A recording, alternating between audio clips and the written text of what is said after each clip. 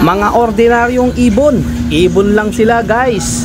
Pero wag ka nagbigay ng Montero at isang motorsiklo.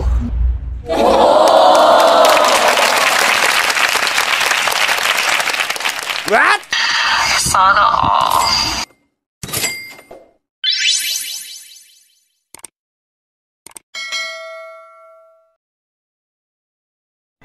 So guys, ito lang naman ang record na ginawa ng ibon na sinasabi ko.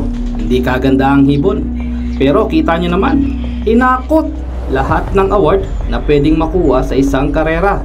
Kaya naman, napakaganda ng ibinigay na pagpapala nito sa may-ari na walang iba kundi si Sir Rodel Tumanggi ng Tarlac City.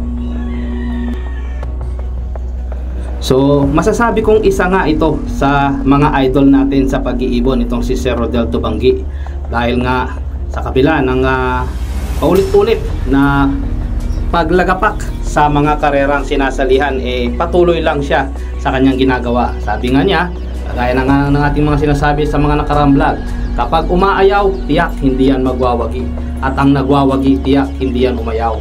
Unang-una, ang ibon na ito ay naikarera niya na, ngunit hindi nga pinalad.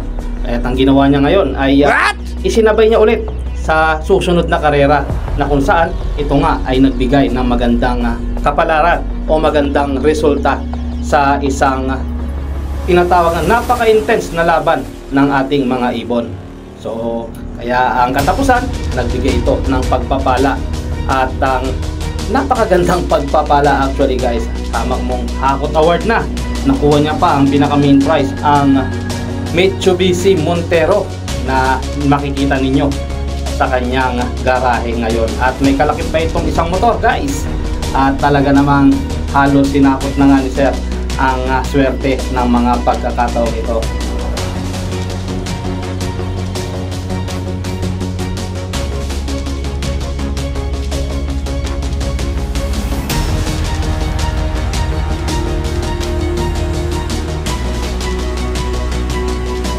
Makikita mo sa loob nga ni Sir Rodel ay meron siyang mga stock room at meron din siyang mga pang-stop bird talaga, at napakalawak ng kanyang nasasakupan para lang malagaan ng tama ang kanyang mga ibon. So makikita mo nga na talagang magaganda ang mga linyadang hawak na ito ni Sir Rodel.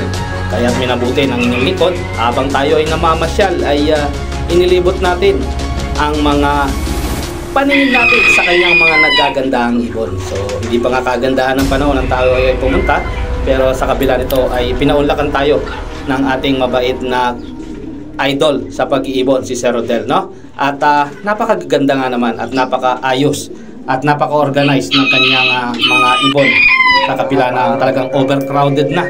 Pero makikita ko na on hand talaga ang ginagawa ni Sir Rodel. So isang sikreto nga yan guys, upang ang ating mga ibon ay magpunyagi or magkaroon ng monitoring kung ano ang higit na pangangailangan ng mga ibon na ating sasali sa karera. Kapagkat kung hindi tayo mismo ang mag-hands-on sa ating mga ibon, hindi natin malalaman kung ano yung kulang, kung ano yung sobra, at higit sa lahat kung ano yung kondisyon na hinihingi ng bawat warrior na ating isasalang sa mga laban at sa mga karera.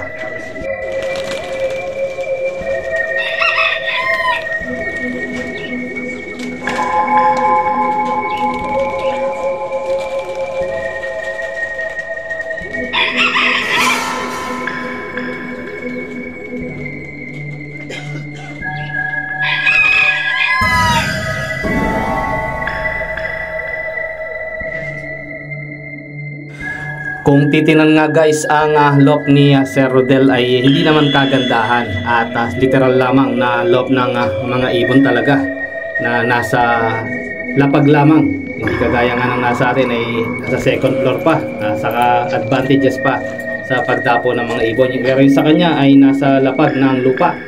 Pero wag ka, first overall itong kanyang Siraki sa lahat ng kategory. Ayan, napakagandang ibon guys, at napakaganda ng mga record na ginawa.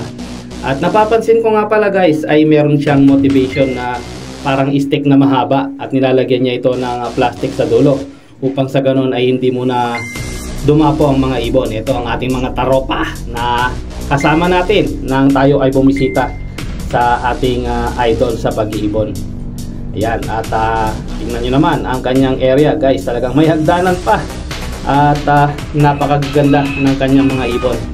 Medyo hindi nga maganda ang panahon, kaya naman na minabuti ng inyong lingkod na hindi na muna tayo masyadong mag-abala upang siya ay ma-interview. Pero pinaunlakan niya naman tayo na magkuha ng video habang tayo ay gumagala o lumilipot sa kanyang mumunting lock.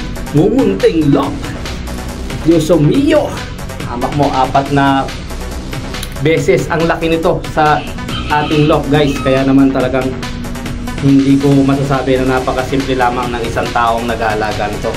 Nakikita nga natin ang mga record na ginawa ng hindi basta-bastang ibon na nanalo ng isang Montero lang naman at isang motor na talaga namang kabigha-bighani. Yan guys, at masdan nyo ang itsura ng kanyang ibon, hindi kagandahan pero nagbigay ng isang magandang kapalaran.